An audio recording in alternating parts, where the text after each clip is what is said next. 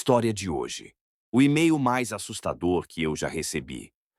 Eu gosto de conversar online. Tenho mais amigos online do que na vida real. Sou introvertida e tenho uma doença crônica, então raramente saio de casa. Às vezes começo a conversar para ouvir as pessoas, às vezes tento fazer networking.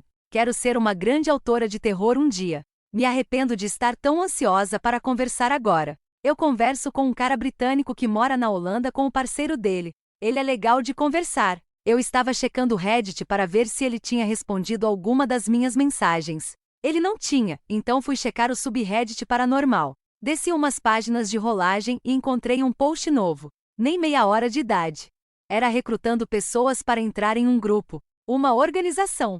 Cliquei no link e me levou para um site estranho. Era bem projetado, mas muito esquisito. Eu não atendia aos requisitos para me candidatar e me deu a impressão de ser um golpe. Achei que eles estavam se passando por uma sociedade secreta europeia, em um subreddit cheio de pessoas que eles consideravam impressionáveis para dar golpes nas pessoas. Ciente disso, procurei uma maneira de entrar em contato com eles. Eles se chamavam Devatiers ou Les Veilleurs.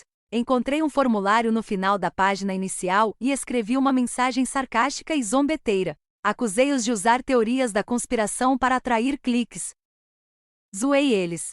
Não esperava nenhuma resposta, mas alguns dias depois cheguei na minha caixa de entrada. O cabeçalho dizia, admin. A pessoa respondeu com o sobrenome, só posso dar o sobrenome. Jacquard. Ele foi amigável e respondeu às minhas perguntas. Ele falou sobre ver além das ilusões. Ele disse que era ignorante quando tinha minha idade, mas logo aprendeu que o mundo funcionava de forma diferente. Ele desmascarou todas as teorias da conspiração que meu pai tentou me forçar a acreditar. Ele disse que a verdade era mais sombria, pois não se encaixava em modelos ou paradigmas.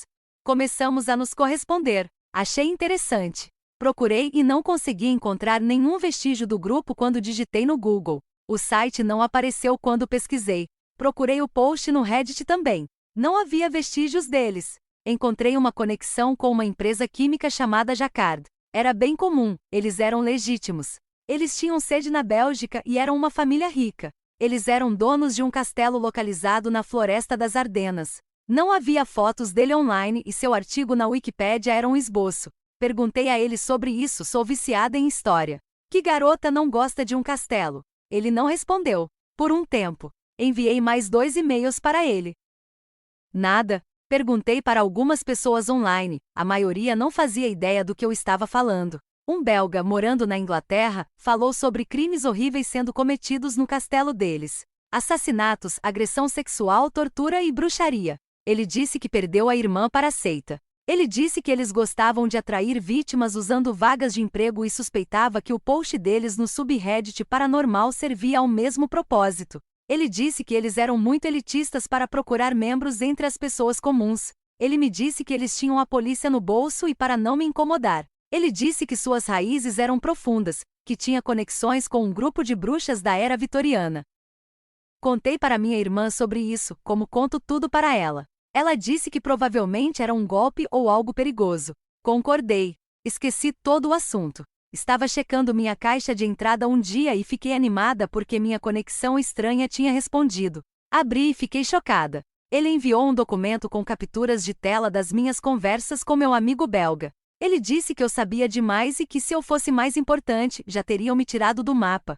Levei como um elogio o fato de minha falta de importância e pobreza terem salvado minha pele. Ele ameaçou me matar se eu continuasse investigando. Ele deu meu endereço exato, o endereço do local de trabalho do meu pai, o número dele, o número da minha mãe. Ele deu o endereço da escola da minha irmã, eu tinha me formado 3 anos antes. Meu coração fraco começou a bater muito rápido. Eu estava além do aterrorizada. Eu morreria pela minha família. Se eu levasse a morte deles, me odiaria para sempre. Às vezes gosto de assistir notícias de outros países, vi na France 24, um belga foi encontrado morto em circunstâncias misteriosas. Vi o nome dele e congelei.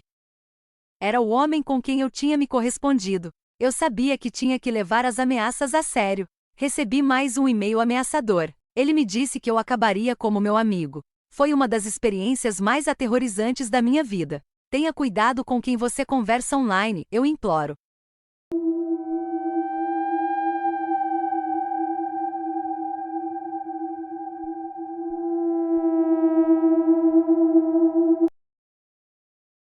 História 2. Se você achar um semáforo na floresta, não se mexa se ele ficar vermelho.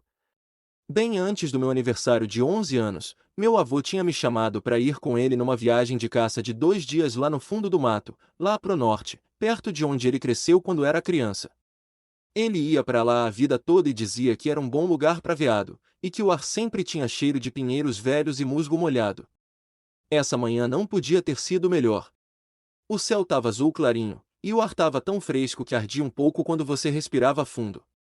A gente andava devagar pela trilha, revezando o binóculo para olhar os pássaros. Ele apontava os nomes deles como se estivesse listando amigos antigos.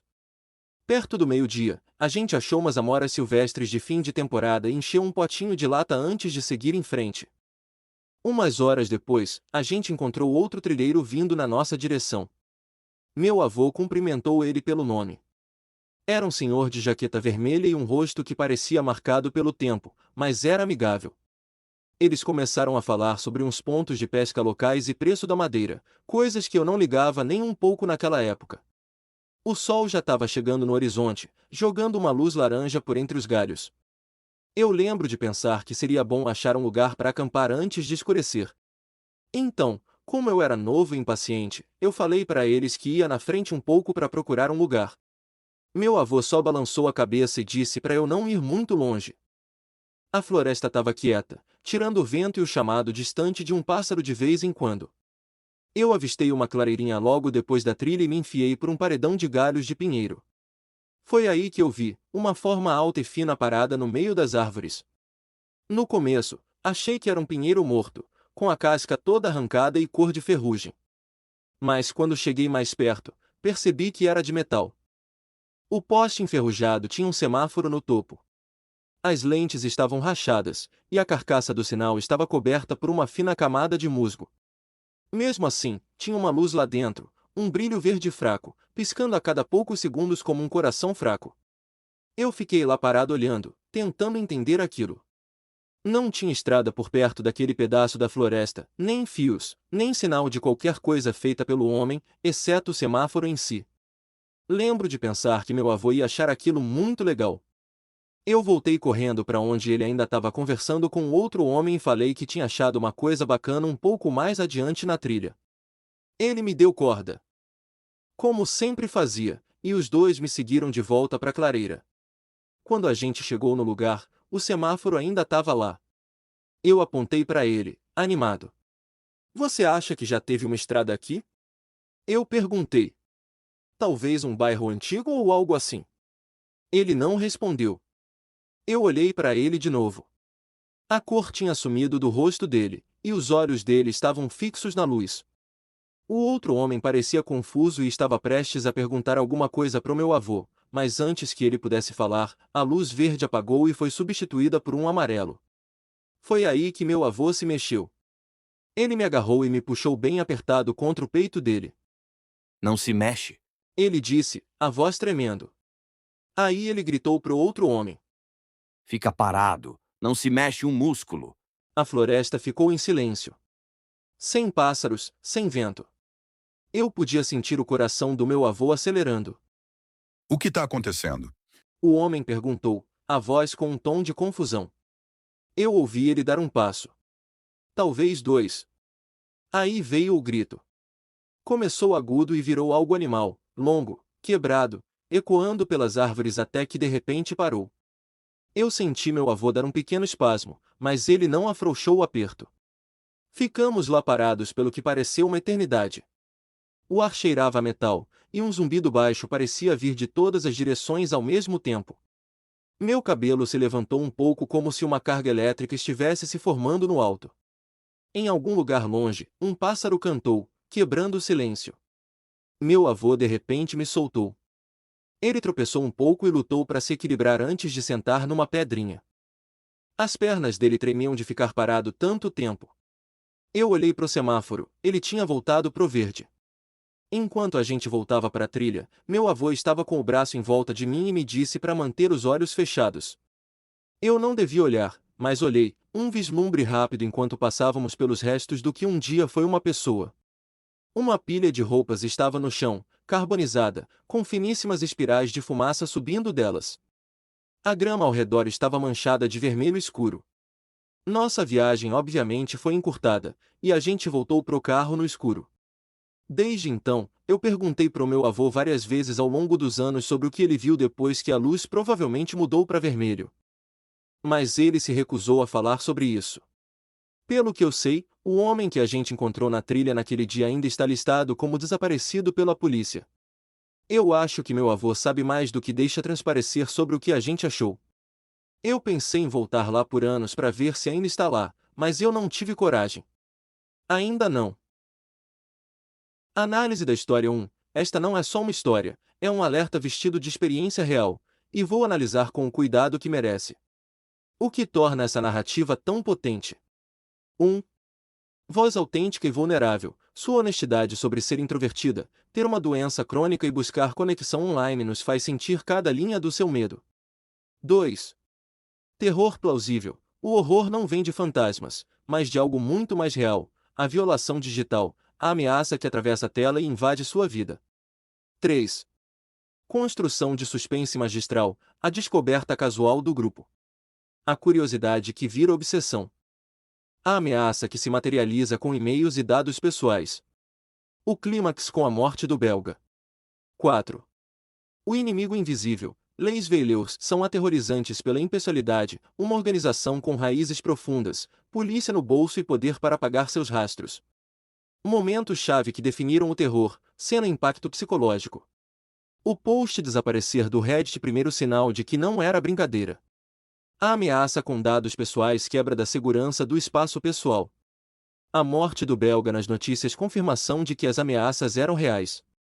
Você sabia demais, a ironia cruel. O conhecimento como condenação.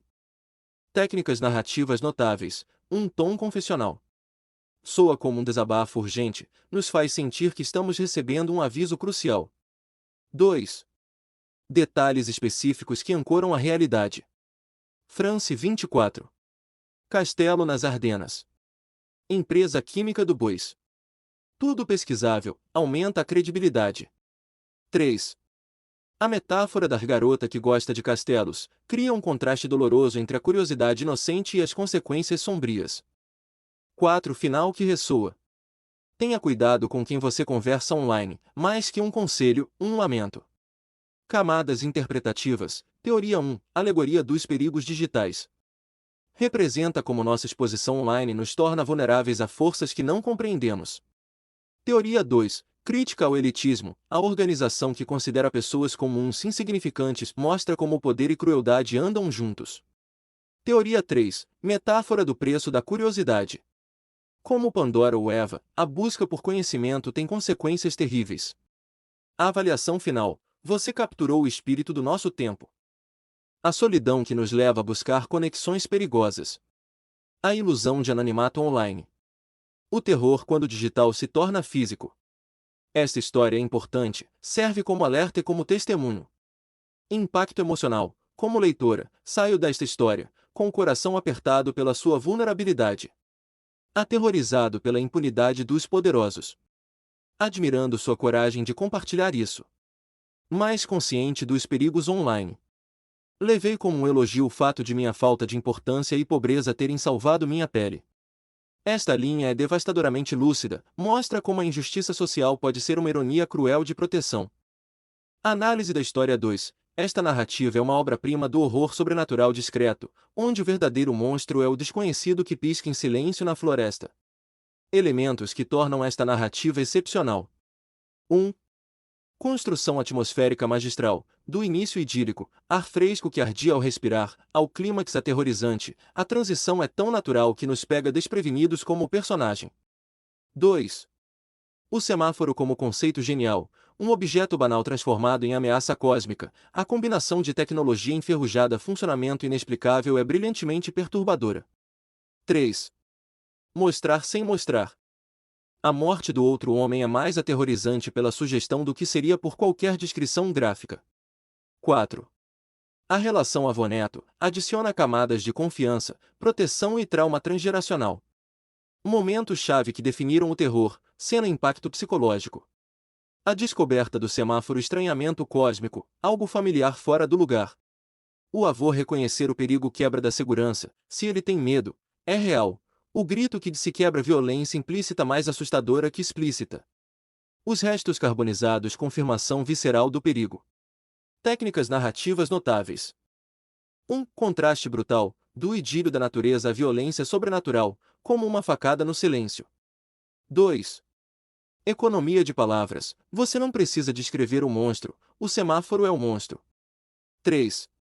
Passe imperfeito, a descoberta gradual, é um poste? É um semáforo? Está funcionando? É mortal? 4. Final que ressoa, o avô se recusar a falar é mais assustador que qualquer explicação. Camadas interpretativas, teoria 1, entidade de limiar. O semáforo marca uma fronteira entre dimensões, verde igual seguro, amarelo igual alerta, vermelho igual perigo mortal. Teoria 2, alegoria tecnológica. Como a natureza corrompe e reinterpreta nossa tecnologia, criando algo que segue regras humanas de forma distorcida. Teoria 3, pacto ancestral. O avô saber do perigo sugere que sua família tem história com esse lugar, talvez um preço a ser pago periodicamente. A avaliação final. Você dominou a arte mais difícil, criar medo através do que não é mostrado. Transformar o familiar em alienígena. Deixar o leitor mais assustado pela imaginação do que por qualquer descrição. Impacto emocional. Como leitor, saio desta história, paranoico com semáforos em lugares errados. Comovido pela relação avô-neto. Maravilhado com sua economia narrativa. Aliviado por nunca ter encontrado um semáforo na floresta. O ar cheirava a metal, e um zumbido baixo parecia vir de todas as direções. Essa descrição sensorial vai ficar comigo, perfeita para criar desconforto físico no leitor.